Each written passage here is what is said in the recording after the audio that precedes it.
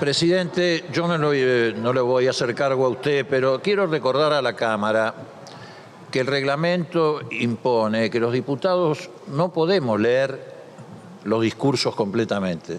Podemos leer citas, podemos leer cifras de la economía, pero no podemos leer de punta a punta los discursos.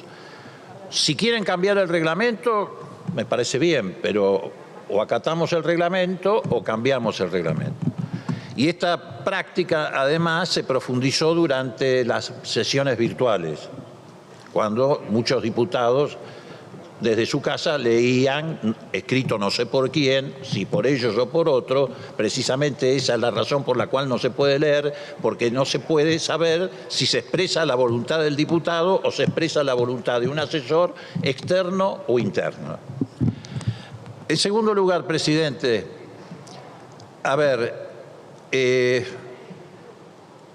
separar este presupuesto, precisamente presupuesto, del contexto en el que estamos viviendo los argentinos hace ya un tiempo largo, me parece que sí, ese es un signo de irresponsabilidad. Separarlo, como ya dijo Goyán, de la pandemia es un signo de irresponsabilidad. Pero además hay algo que a mí me llamó mucho la atención en el debate, que lo seguí desde este recinto o desde mi despacho. Nadie hizo alusión a un factor determinante de la situación en la que estamos hoy en esta coyuntura, que es la fuga de capitales. Y me parece que eso también hay que traerlo al debate. ¿Por qué? Bueno, porque hay sectores que hacen mucho hincapié, por ejemplo, en el problema que significa para el país el desequilibrio fiscal. Aquellos que, por ejemplo, atacan a la casta política. Pero no hacen hincapié en lo que significa la fuga de capitales. En estos últimos tiempos hemos sabido de manera oficial, presidente, por ejemplo, que los sectores más privilegiados de la Argentina tienen activos externos que equivalen a 8 veces la deuda que el gobierno anterior comprometió con el Fondo Monetario Internacional.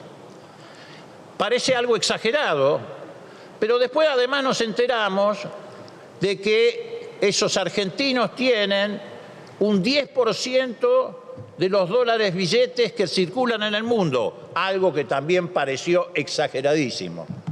Hasta que nos enteramos con los Panama Papers primero y con la segunda versión de los Panama Papers, que 2.612 argentinos eran beneficiarios finales de cuentas offshore en guaridas fiscales. 2.612 argentinos, que ubicados en el rating mundial tenían el privilegio de estar en el tercer lugar, debajo de rusos y de británicos. Pero somos a su vez el país que está más o menos en la mitad de la tabla en cuanto al tamaño del PBI, en el número 70. Entonces, ¿cómo se concilia eso? ¿Cómo es posible que un país que está ubicado en el número 70 de la tabla a la vez está ubicado entre los primeros 3 países del mundo que tiene beneficiarios finales de cuentas offshore? Eso se explica por un gran saqueo. ¿Y saqueo de quién? Saqueo de los grupos privilegiados que fueron alimentados consecutivamente por los procesos internos, por los procesos de deuda externa. Porque la deuda externa ha operado en la Argentina, no sé en otros lugares del mundo, pero en la Argentina ha operado como la manguera que alimentó esos procesos de fuga de capital. Eso es lo que empobreció al pueblo argentino. Y esa fuga de capital fue protegida en este Parlamento, que hoy algunos se rajan las vestiduras por el tema de un presupuesto que aparece como improvisado. Y fue protegido por los que vinieron acá a votar leyes de blanqueo, sin pudor, entre otras cosas para blanquear las fortunas que tenían en el exterior el propio expresidente de la Nación y toda su familia. Y que no solamente votaron aquí, porque además cuando se votó aquí, la ley prohibía expresamente que se beneficiara a los familiares por una propuesta del exdiputado Felipe Solá. Y burlaron por un decreto la ley para llevar adelante el blanqueo. y ahora vienen a mostrar acá una gran preocupación por el tema del presupuesto. Mire, presidente, por más esfuerzos que se hagan, lo cierto es que la Argentina este año creció por encima del 10%. Lo cierto es que la Argentina, el sector agroindustrial tuvo rentabilidades extraordinarias. Lo cierto es que en la Argentina otra actividad de servicios importantísima como es el turismo está teniendo una fuertísima recuperación. Hemos podido avanzar a pesar de la pandemia y con sus consecuencias. Hemos podido avanzar a pesar de la fuga de capitales que alimentaron ustedes, que efectivamente nos llevaron a una deuda impagable, y todos saben que la deuda es impagable, pero que además nos llevaron a una fuga de capital equivalente a 80.000 millones de dólares en menos de 4 años. Esa es la realidad que nosotros tenemos que remontar, señor presidente, y eso no es traído al debate porque no les conviene.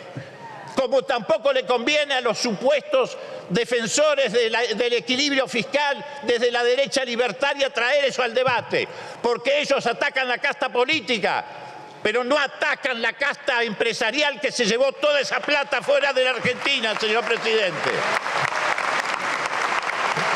Entonces actúen con un mínimo de responsabilidad, Redondee, diputado, por favor. En relación a no dejar a la Argentina sin presupuesto, señor presidente. Es un acto de irresponsabilidad política, sobre todo tomando en cuenta que dicen que ganaron una elección y eso los obliga a la responsabilidad. No los obligó a la responsabilidad. Haber ganado esta elección circunstancialmente los llevó otra vez a la soberbia de querer hacer de la oposición lo que antes hicieron desde el oficialismo, que es llevar al país al caos y al abismo. Gracias, señor presidente. Gracias, diputado.